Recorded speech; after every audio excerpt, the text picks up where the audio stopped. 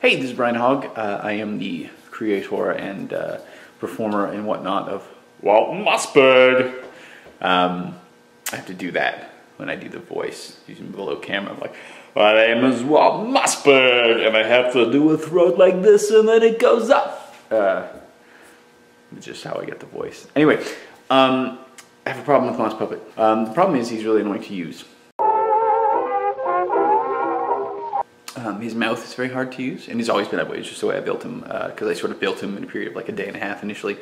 Sort of rushed him, and the problem is his mouth is basically like a slit through two bricks of foam. So when you try to open the mouth, you're pressing and trying to compress the foam. So it's difficult, and it's strenuous, and it's uncomfortable and very taxing on the hands. And so you might notice, if you're really paying attention to the occasionally, more frequently, very low quality mouth work, occasionally he'll sort of move his mouth like this. Whereas other puppets, I'll sort of have this kind of big mouth movement. Mosspuppet will be like, and I compensate for that by making kind of an elaborate movement so you don't notice.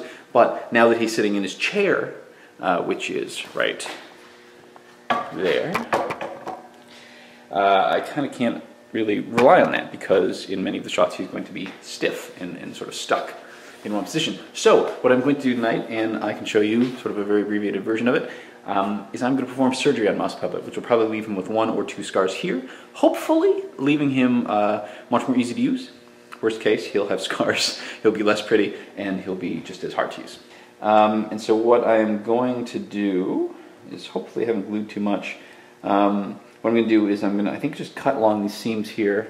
You can see that. He's got a seam there, and I'm going to cut along that and sort of peel the fabric back, and then basically, because this is one big piece here, I'm just going to sort of cut a triangle of foam.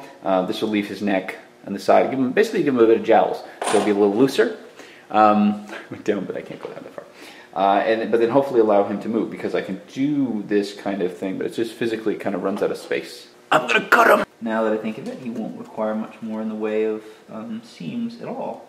And see, my question is whether or not I actually glued, and I did not. Yes, that's good. Okay, so let's see here. I'm going to cut. I'm sort of just arbitrarily cutting, and I shouldn't need to cut that much, but we'll see.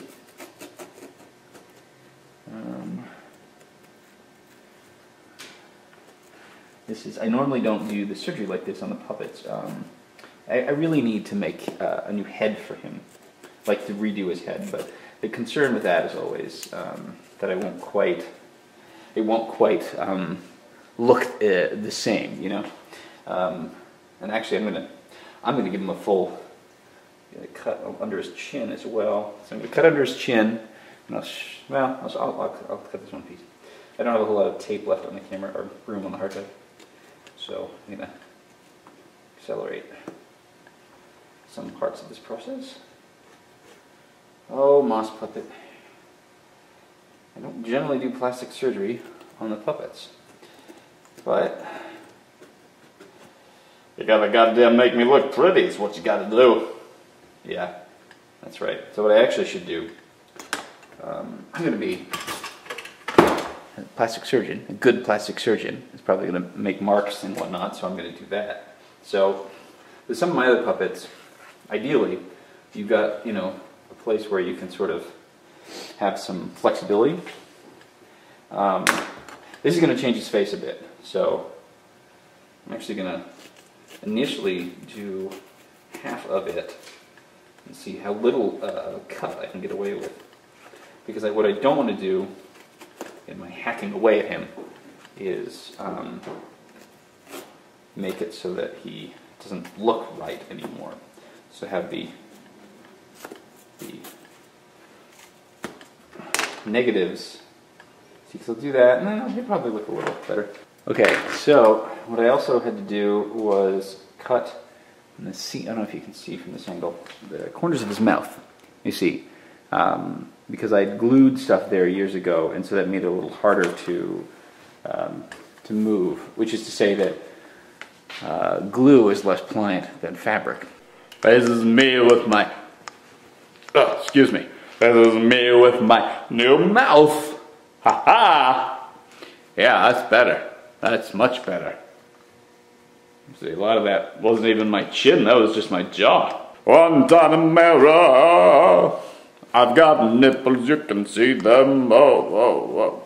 Anyway, that's much better. We'll see. It still makes the fingers a little sore, but we'll see. I think better than, certainly an improvement. Certainly an improvement. Can open his mouth more. I basically had to widen his mouth. So the problem with that though is if I open his mouth now, I also have to fix his mouth plate on the inside because I've basically got a tube of foam that's sort of sticking here, sort of like this, like that, right there. And the glue has kind of come off, so I need to be able to glue that in. Now, putting the glue, a glue gun feeding up through his back is a little tricky. So, considering I now have this giant hole in his neck, I should be able to just put the glue gun in and put the thing in there quite easily. But the other problem, to solve, is this gap. So he's got blue, and I don't want to have blue. I don't really have more of this fabric because, well, it's several years ago, and I could go try to find it, and I might not get it. But when I built his new body, his second body, it's not the same. If you can tell, if you can see, if you look closely, it's not quite the same. It's close enough. But anyway, but he's got a neck, and the neck goes down to his butt, and you probably can't see from this angle. I'm showing you how the hot dogs are made. Anyway, I sew it. It's basically a tube because the neck is a tube that goes basically down to his ass, and I sew it. And you can't really, but I sew it around here, but an inch or so up. So that means I should be able to cut a little piece of skin out of his ass to put in his mouth, which seems very appropriate for everybody's favorite tech journalist. Anyway, so now I'm going to cut a hole in his ass, or I'm going to do sort of like a butt plug, but with skin on his face. So these are two pieces of skin from his butt. They basically go in sort of like this. I don't know if you can see that from this angle.